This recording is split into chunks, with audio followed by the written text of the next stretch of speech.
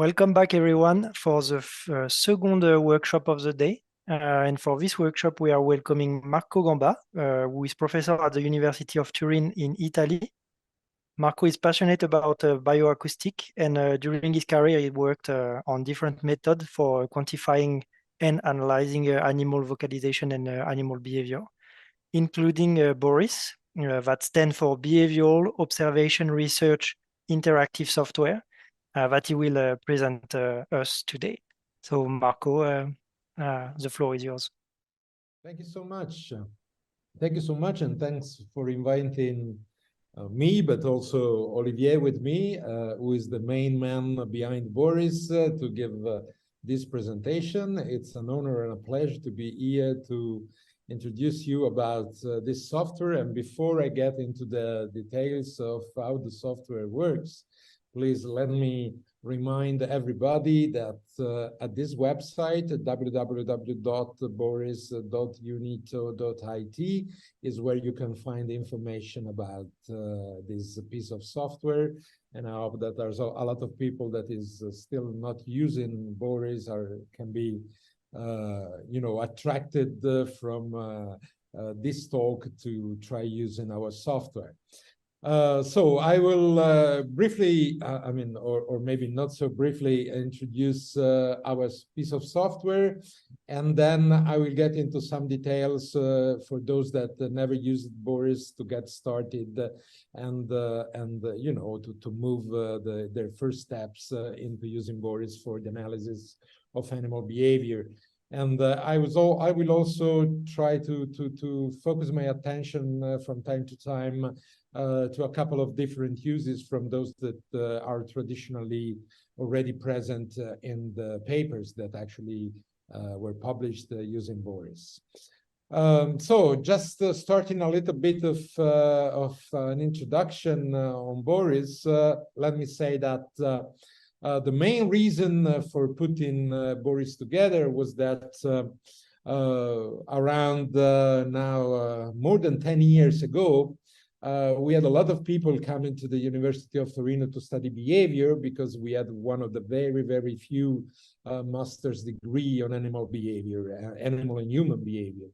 And so with as many students coming to Torino, we came to a point in which the commercial software for the analysis of behavior that we were using at the time was not good enough to be given to a lot of different students with a lot of different types of computers, with a lot of different platforms and operating systems they were using. And so what we had to do at some point, when we had enough of having problem with a couple of commercial pieces of software we were using before, was that Olivier came to me and said, oh, why not putting together a Python-based open source software for the analysis of behavior? And I basically said what I said many times later on to Olivier, who was the main man behind Boris, and I said, oh, if you can do that, please go on, let's do that. And that's exactly what we've done, and what mainly Olivier has done.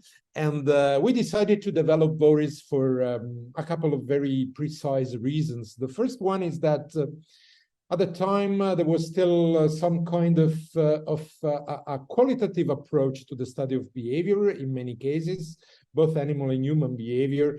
But from 10 years, 15 years to nowadays, we had a lot of things that changed a lot. And we had that we needed really a quantitative approach to study and to test hypotheses about behavior, and especially animal and human behavior. And at the same time, the tools we are using to catch animal and human behavior, like photo and video cameras, are storing now an insanely larger amount of videos and audio recordings that we use to describe and to analyze animal and human behavior. And so what was happening already at the time and nowadays, I think it's what we feel every day is the need to face a large amount of coding for big quantities of video recordings, and what is the need of everybody, including ourselves, is to have a flexible software and with very, very basic assumptions, very, very basic settings that we can customize the way we prefer. And so that's why Olivier and I developed Boris. And first of all, we wanted this piece of software to be easy of use and to be flexible and to be, of course, part of an efficient flow, because we had in mind that it's very hard today to have a software that you can use for everything related with research. So we wanted Boris to be, to provide a means of interchangeability in between different pieces of software. So the availability of Boris was, and some way is, of course, to be free and open source, and it's available for Microsoft Windows and for Linux and for Chromebook. There's some recent issue with the last operating system of macOS. So at the moment, with the Macintosh computers, you can run Boris using a virtual machine, but we hope to be able to fix this point sooner or later in a short while. The Boris app is still under development, but now there's a version you can use, at least for Android. And you can also run Boris on low power system, as I said, like a Chromebook, and even on a single board computer like a Raspberry Pi. One of the big points we wanted to focus on when we were thinking about Boris in its first steps was to have a software that could actually adapt to many different species. This was our very own need, because when Olivier started putting this together, we already had a lot of students that were studying monkeys and mice and reptilians and bees or whatever else, and the birds and many other kind of animals. So even if we could not imagine such a wide array of species that has been studied with Boris over the last years, we were able some way to put something together that was very flexible and very, as I said before, changeable according to everyone's needs. And when I introduce Boris, I always tell that Boris is an event logging software. So it's something you can use with your keyboard, and when you tap on a particular key, you can imagine to start a behavior. Sorry about that. And when you want to stop that particular behavior, you got to stop it by tapping on the same key. This is true for states. I will not introduce to everybody what is a state and what is an event, because you know, but let's think about states for those behaviors in which you want to take care of duration, and you want to take into account the duration of that particular behavior. And then you might have events that you will be able to log just by touching once a particular key. It is true that, as we will see later, also for states, you might be able to stop a state and start another one just by tapping once, but I will get into this later on when I will get to this point of my presentation. So when you are using Boris, you can use Boris in 3 different situations. The first situation is that you are coding video recordings or audio recordings. It's true that a lot of people is using Boris to code video recordings, but we discovered there's also a lot of people using Boris to code audio recordings. So they are looking at the spectrogram that you can visualize, and they're using that particular spectrogram in Boris to track the different contexts or the different sounds that are happening across along audio recording. Sorry. So when you are looking at a video recording or an audio recording and you are coding it, you can press a particular key and you can log a particular behavior for the video or the audio at the position in time, which is bound with the timing of your media, and it records the time in which you press that particular key. When you're doing a live observation, you can also use Boris without a video recording or an audio recording, but just by looking at the behavioral situation you want to analyze and you want to code, and you can use Boris to do a live observation and records the time at which the different keys associated with your behaviors are pressed. So you don't need it's not really mandatory to have a video or an audio. You can do this when you're looking at behavior. For example, we had people telling us that they were doing behavioral analysis on the underground in various cities, and when you are on the underground, you can just look at the people and use your touch screen to do a live observation. And then some of the uses that was most recently introduced was to code behaviors or code, let's say, events using a set of pictures. So for example, you can have pictures coming for camera traps, and you can use Boris to track what happens in the different pictures. And also about this, I will come back later in this short presentation. So the main features of Boris: you can configure an unlimited number of subjects, an unlimited number of behaviors, an unlimited number of modifiers, and I will tell you more later on about that. And you can also configure different independent variables, and I will tell again what we consider an independent variable later on. You may have an unlimited number of observation, live or from media. And Boris is currently based on MPV libraries. Before it was based, and some of the versions that are still available online are based on VLC libraries that are very robust media players. So in the case you need, to use a particular codec or a particular type of video or picture, very probably these players can work well, and so Boris will work well with the kind of format you may use. And you can coding media file at various playback speed or in a frame-by-frame mode. Various playback speeds can be very important when you are coding behaviors across different situations, or where you are coding very fast or very slow behaviors, depending also on the kind of media that you are using in your project. And frame-by-frame mode is very, very important when you need to be very precise about timing, or very precise about, for example, particular facial expression that a lot of people is studying using Boris.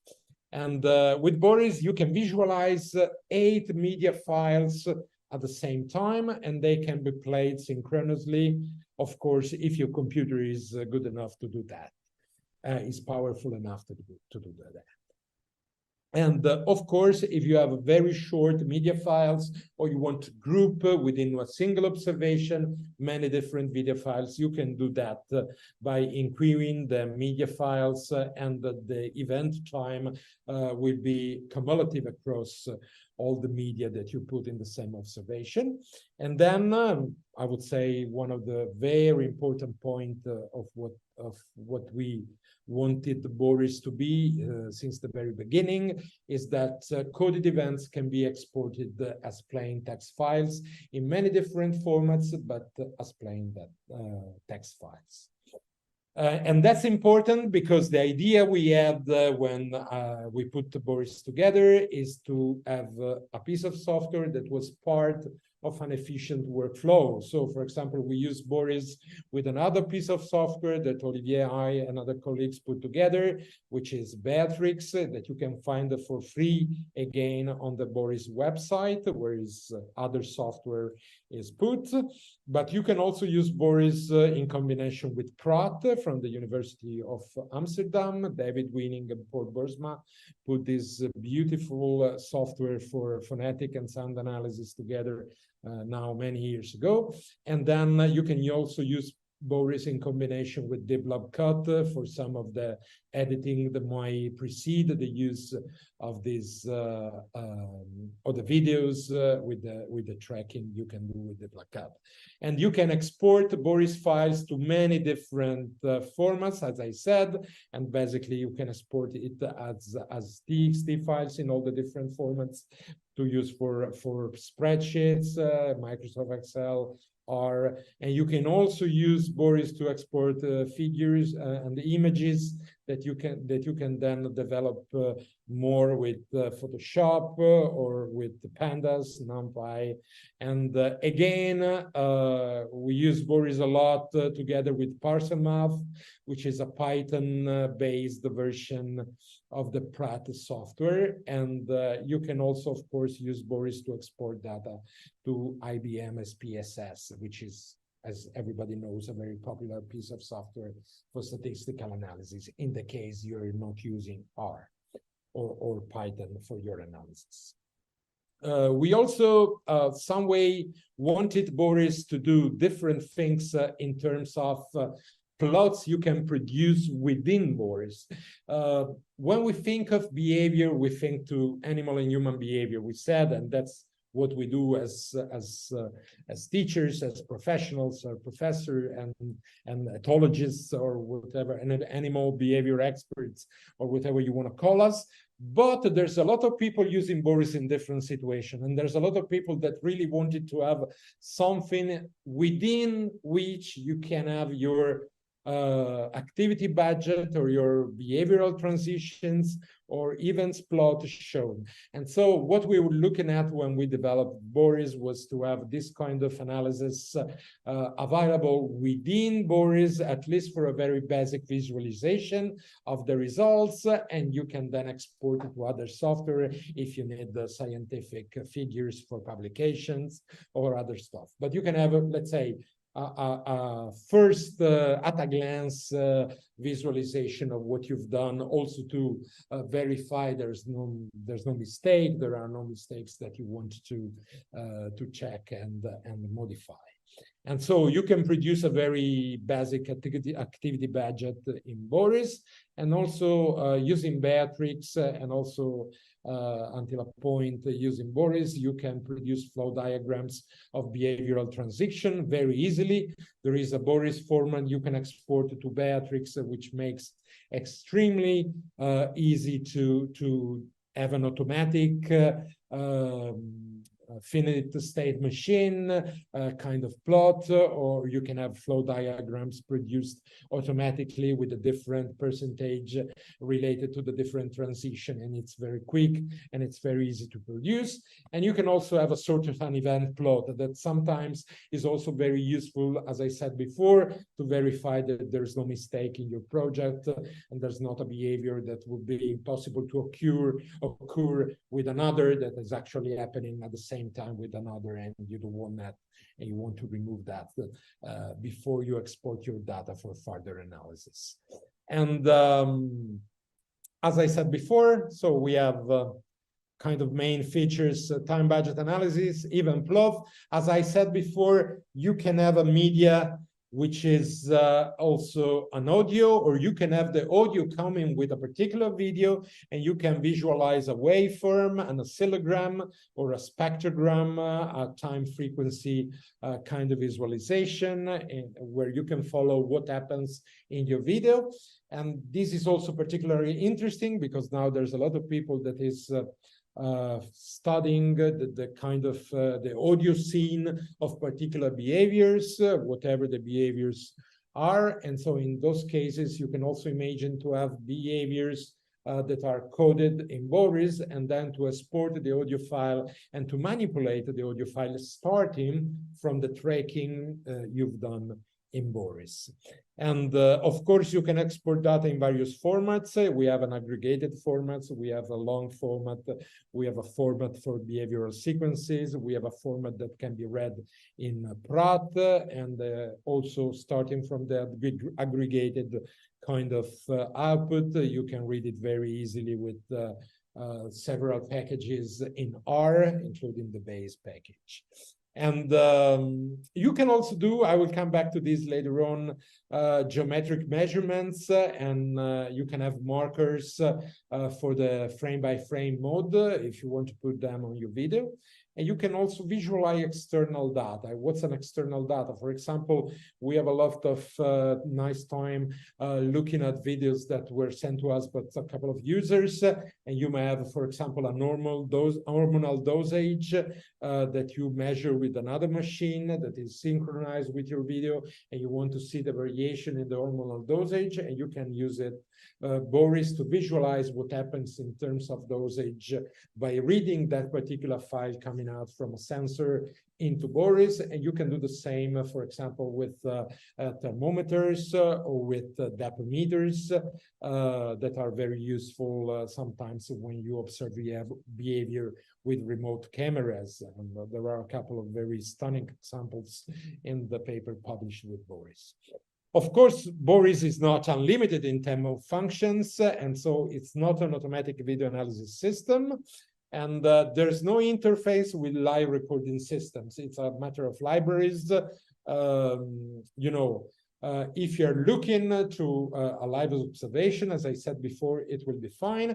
If you have a media, it will be fine. You cannot use Boris to look at something that is given to Boris through a video system that is, let's say, showing something that happens live in another place. So at this stage, this is not available. So you have to record it first and then to see it in Boris. And of course, it's open source, so you can fork it and add your own functions in the case you need. And when you want to cite Boris, you can do that by this paper, Free Ethogram 2016, in Mann's Ecology and Evolution. Nice journal. We had a lot of citations up to now, more than 1.4K citations up to today.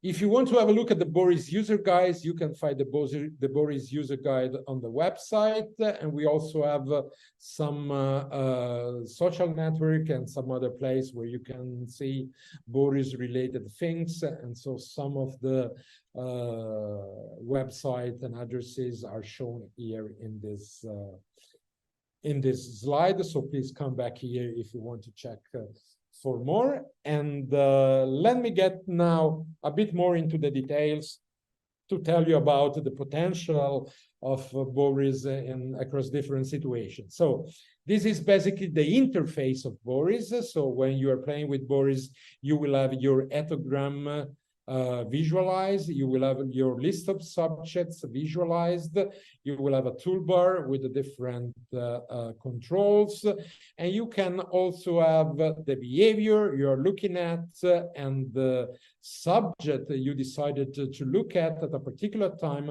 visualized on your screen, so you're sure of what you are going through. And if there's some mistake, we'll see later, you can fix those mistakes.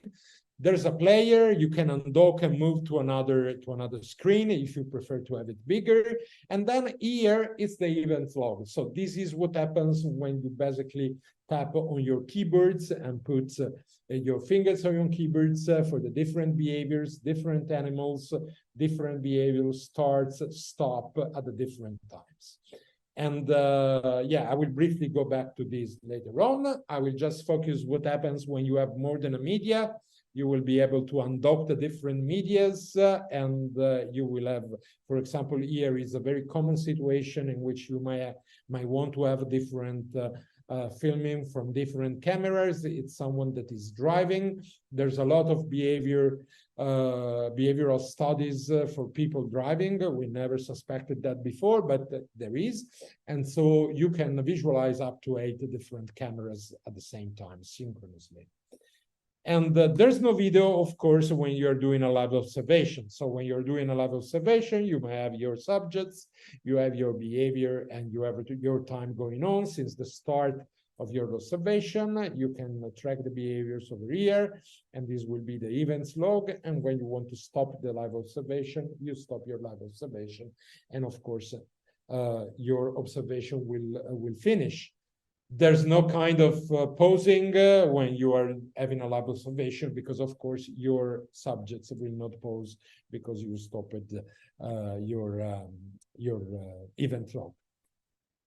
What I was mentioning before about the pictures is something that I'm trying to show here. So it's a very interesting type of use that is now spreading a lot around. So you may also look at different images from cameras, and not really logging behavior, but logging, for example, the speeches you see. So in this case, the ethogram is not a real ethogram. I will come back to this in a very short while, but it's something that happens to be a list of speeches that you might see on the different pictures coming from the cameras. And you can associate, of course, in this case, each frame with a particular species or with none, in the case there's nothing happening. And you see the image path over here, you see behaviors if you want to add behaviors, but basically the behavior over here is the species you're looking at when you're looking at these pictures coming from camera traps. And in the case you want to use a touch screen computer, or you have a very powerful kind of handheld computer, you can also produce buttons automatically. You can have a coding pad and a subject pad straightly produced by Boris, coming from the ethogram and the subjects that you put into your project. So this is very easy to produce. There's no kind of programming that you need to do that. You just have to tell Boris, okay, produce a coding pad, produce a subject pad, and it will happen something like that. You can straight it up on with your fingers on your touch screen. What was very interesting, and for many people at the very beginning, when we developed Boris, was that you can also do your observation with coding maps.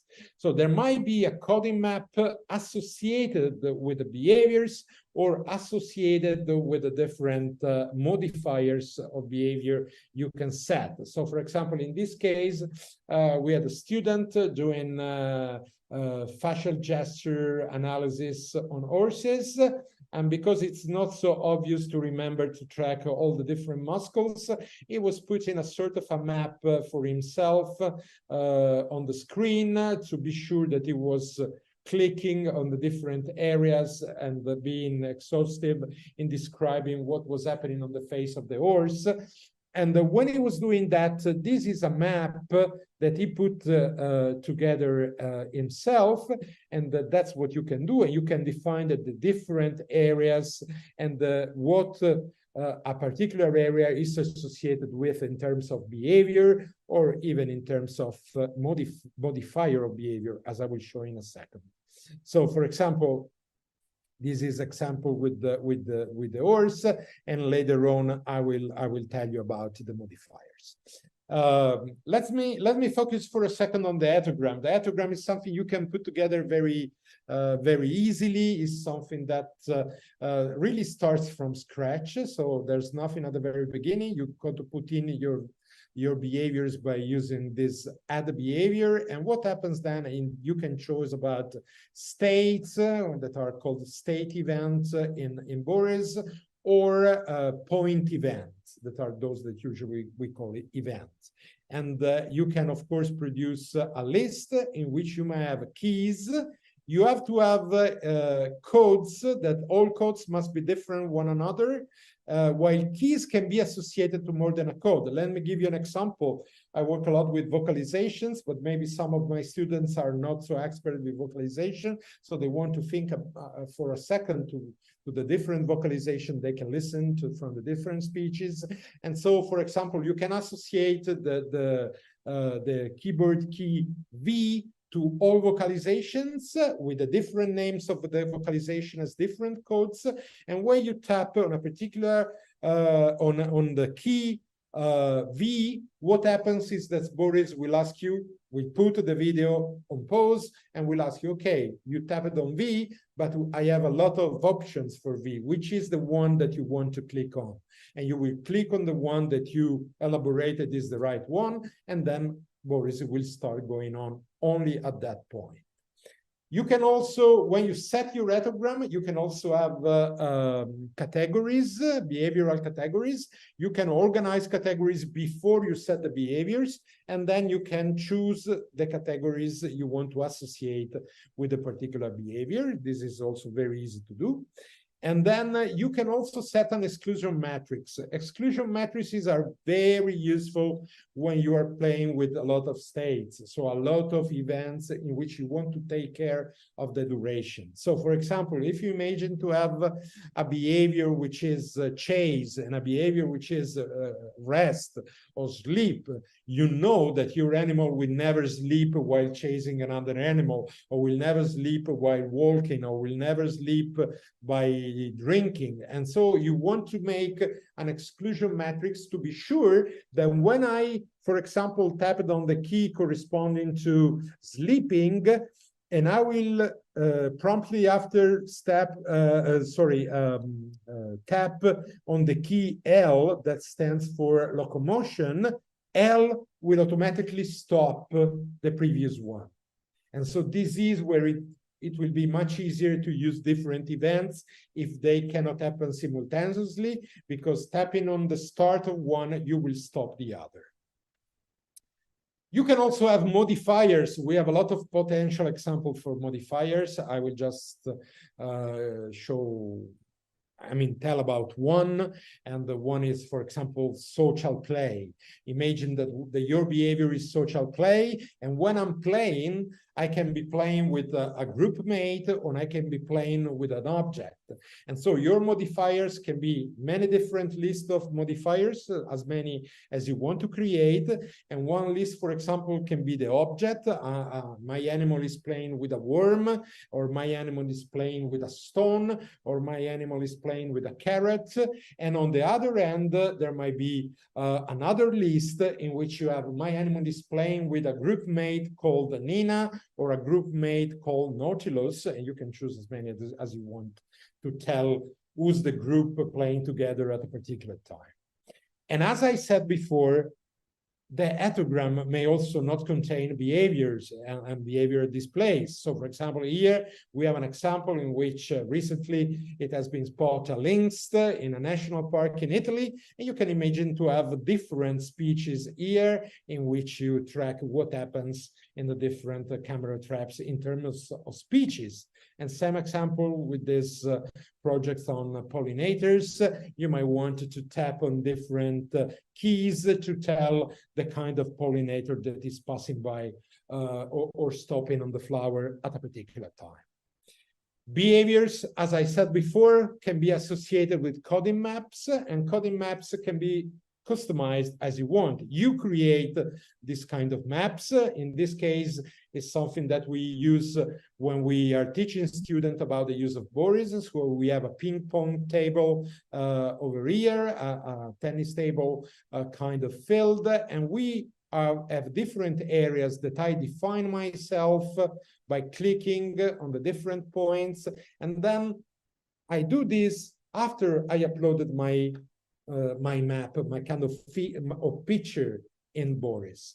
And the same can be done, for example, in zoos, when you have a limited area in which you want to understand, for example, okay, my animal is showing a particular behavior, that's good, but I want to take care of the area. I want to take into account the area in which the behavior is shown, because maybe adults or youngsters may show difference according to where the visitors can be close to a window, for example. And so I want to take into account that particular aspect. And as I said before, We can also use a very basic picture coming from different figures.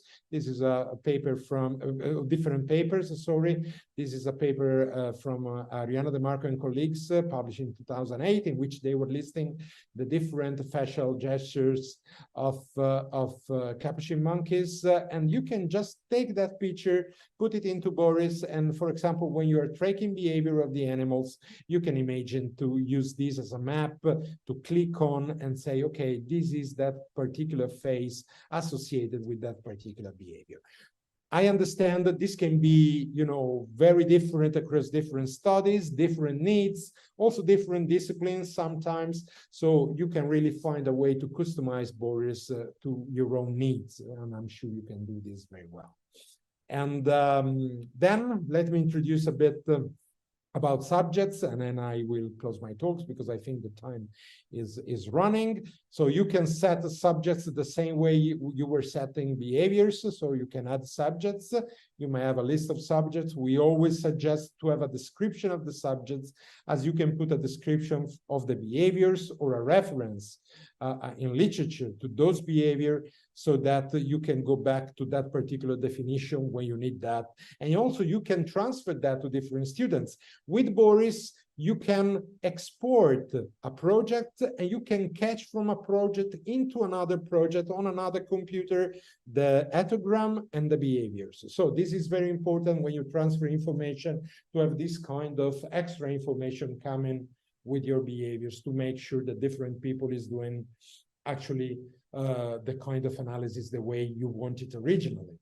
And when you're setting the subjects, of course, you can put the different subjects with the different characteristics.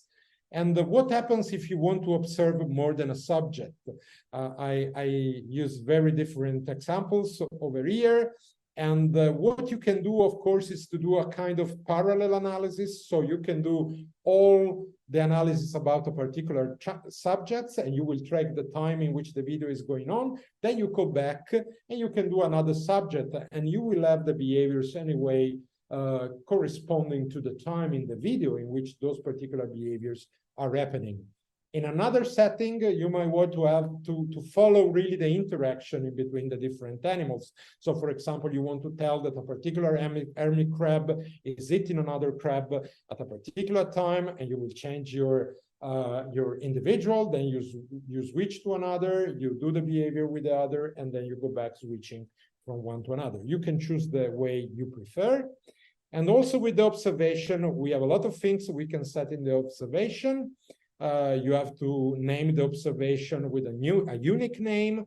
Then you will add here the different medias. And that's what we call independent variables. So those things that are, for example, stable across a particular observation, but might change across different observations. Weather conditions, group size, the observer, if we have multiple observers, then we have to do, for example, an inter-observer agreement analysis. And so we want to know that. And this is what we call independent variables. And this is where you put your media. As I said before, you can put the different kind of medias. The other point, of course, you can do mistakes. We do a lot of mistakes. I love doing mistakes. So what happens then? How can I edit this part? There's no problem. You can go back to each of these lines, and you can edit these lines by your right button on the mouse, and you can add an event. You can edit an event that you set incorrectly, and you can do whatever you want. You can copy event, past events. You can search for events, okay? And as mentioned before, you can also do geometric measurements. You can do integration with external data. This is depth and time coming with this beautiful project about the turtle videos. And as I said before, you can also imagine to undock the different windows to be sure that you can work on different screens if you want to look at those things on different screens. So I think that my time is gone, so I will stop here. And I just want to tell you again that you can find information about Boris at this www.boris.unito.it. And of course, we are looking forward for more functions and more ideas that can come from the community of people using Boris. So please do that. And thank you so much. Thanks a lot, Marco, for this very detailed and informative presentation. We had a first question in the chat. I'm afraid it's maybe a confusion, but you will be able to reply this better than me. How does Boris differentiate overlapping behaviors like running and trotting of dogs, for instance, considering human fine-grained perception in decoding behavior? I mean, let's say it's not, Boris is not telling you about what's the behavior happening at a particular time. If you want to have different states, you just define the different states, so the different behavior with a duration, and it's you that you are tapping on the key when you think there's a particular behavior at a particular time. We are not doing any kind of automatic behavior analysis. That's the user that is setting his own or her own analysis, is not what we do. So I will not be able to do probably 1/10 of the behavioral analysis that were published by Boris. I mean, I'm doing my own project. I know my behavior, and you should do the same when you're using Boris. The disambiguation in between the different behaviors comes to the point in which a single user or many users are using Boris and then comparing what they do, and this can disambiguate the different behaviors and the different finely human derived information that you can put into Boris, you can tell to Boris. Thank you. Okay. Yeah, thanks, Hindoli. I hope that it replied to your question. We received just a second question in the chat from Christina Enzen, who says, so thank you for a great talk first. And she said, you mentioned that you can combine Boris with an ID tracker software, but I did not get the name. So like she wanted you to just repeat the name of the... Yeah, we were not, I probably said something that was confusing. So what we do is that we use Boris to prepare videos, to export videos. So for example, for DeepLab Cut, I think that many of you will be familiar with DeepLab Cut. DeepLab Cut is a pose estimation software, so you can track automatically events in terms of pose estimation, or let's say different variation across the images or the videos you can upload to this very powerful, very beautiful piece of software. I'm not saying that there is really a kind of synchronous interaction, but at least at this stage, I cannot tell about the future. But today, what we do is to have Boris, let's say, selecting parts that are of interest for further analysis in DeepLab Cut. And you can find a lot of stuff about DeepLab Cut on the website and over the internet. It's a great piece of software they put together. And let me congratulate this group because they really did a great job. Thanks for him. We received a question from Katarina Buskova. So thank you. It was very useful. How can I input Boris data to Excel? So you mean you want to export the data from Boris to Excel, I guess? Right? I guess that is the question, yeah. Okay. It's very easy. So everything you do with Boris can be exported as a plain TXT file.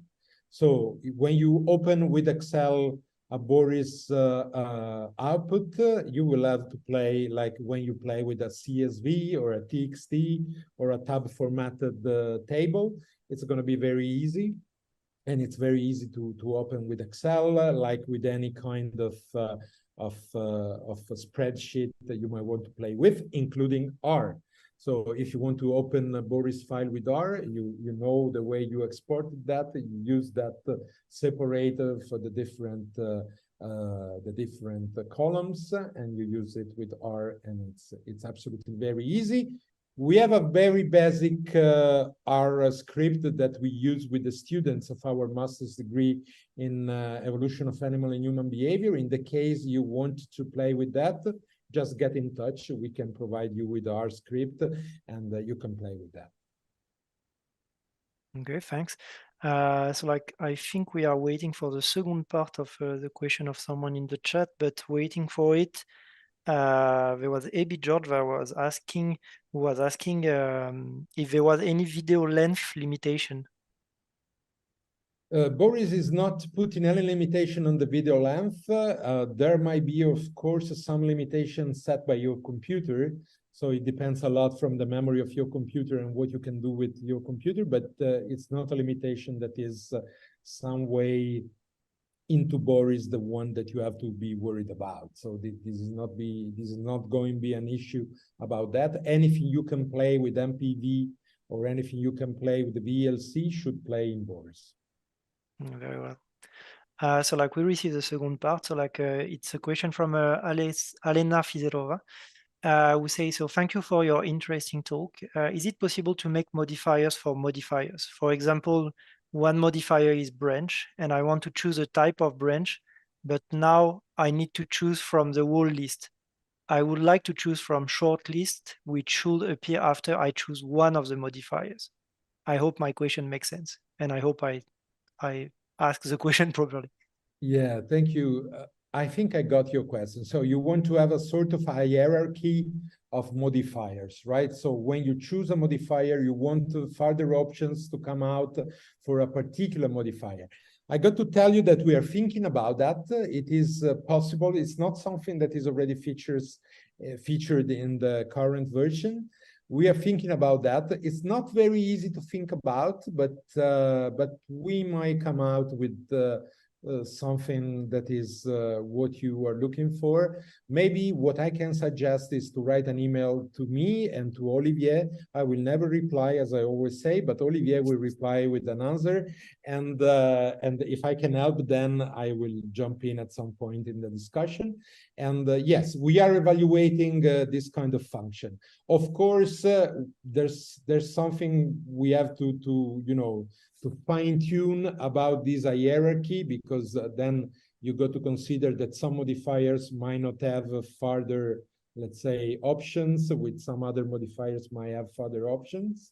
So we are really thinking to the best way to make it homogeneous with the rest of the interface. But please get in touch and we'll try to come out with something that works for you. Thank you. Great. So Alena, you know what you have to do now. So we receive another question from Katarina Buskova. Did I get it right that I cannot observe more animals simultaneously in Boris? No, you can observe many animals at the same time, of course, as many as you want. What I was saying is that you may decide to observe those animals by switching from one to another. This is this is pure philosophy in my mind. So everybody will have a different favorite option. So I'm not saying the best is doing this or this other. I think that all of us doing behavioral logging or behavioral tracking, we are having a different approach. You can use Boris to code the behavior of many different individuals, and you can do that by stopping your observation at some point, or leaving your observation going on at some point, and you focus on the different subjects and you code the behavior of the different subjects. Or if you prefer, you can start from the beginning of your media and go to the end of your media by coding a particular individual, and then you go back to the beginning and you do another individual. And this is what allows you to decide which is the best way for you. And you got to have in mind that there's no problem about the synchronization of those codings of the behavior you're doing, because it will be always strictly constrained by the time of your video. So the time of your media, let's say, okay? So the time of your media will be fixed at the point in which you tap on your key, whatever is the subject you are looking at that point. I hope I was clear about that. I will say you were like, I followed you for sure. So like we'll have time for just two more questions, and then we'll have to close the session. So we have a question from Bastormenta. I'm not too sure how to say. Thank you for the interesting talk. Do you know if Boris has ever been used by cameraman for live nature documentaries? Live nature documentaries. I don't know. I can't remember that. I mean, we could ask Olivier about that, but I don't remember that. I know there is quite a lot of people doing live observations, as I said before. Remember what I said before. So if you have a camera filming something, you can use Boris to interface with the camera in real time. So you have to have a media or you have to do a live observation. So I don't know about what you ask exactly, but I think there's no problem about using that in the field that I mentioned before. So video recording or audio recording or set of pictures or live observation. Yeah, so like now you can start your project of live nature documentaries if it was the question. Yeah. And so finally, for the very last question, we have we say first, thanks for your talk. Is there any way to synchronize two videos well? I mean, I want to use offset function precisely for synchronization of two videos. Yes, of course you can. There is an offset function. So for any media you want to play synchronously, you will be able to choose the offset. And you can use the offset to synchronize the different videos. You can also use the offset when you have a single media, but that particular media you want to set at some time during the day, for example. Imagine that you have a camera starting every day at noon, filming a group of penguins on the beach. And you know it starts at noon, but of course your video starts from 0, and you want to track the exact time of what a particular behavior is happening, and you want to set the time with the offset. You can do that. 12 is the offset, and you can start with that single media to take care of the time, to track the time at which a particular video has happened. And in the other situation you were mentioning, you can add a media, and you can add the other medias with different offsets to be sure that all of them are synchronized. Up to 8 different medias. Yeah, up to 8 different media. Thanks a lot. So I think we'll close the session here. Marco, thank you again for this very nice presentation. It was really, really informative, so super nice. And like if you have more questions for Marco, like you can join the Discord server. Like there is a dedicated channel, and I'm sure that you could take a bit of time at some point maybe to reply. Thank you so much. I don't use Discord, but so maybe the best is if people will contact you directly. Yeah, if you send an email or get in touch through the website, it will probably be easier. So you can we can follow the rule, which is Olivier answers and I'm not. Great. So like we encourage all of you to contact Marco and Olivier if you have any question. Thank you, Marco. Thank you so much. Cheers. Bye. Bye-bye. So right now we will have a very short break, I will say about 8 minutes, and then we will start the very last session of the day with our last plenary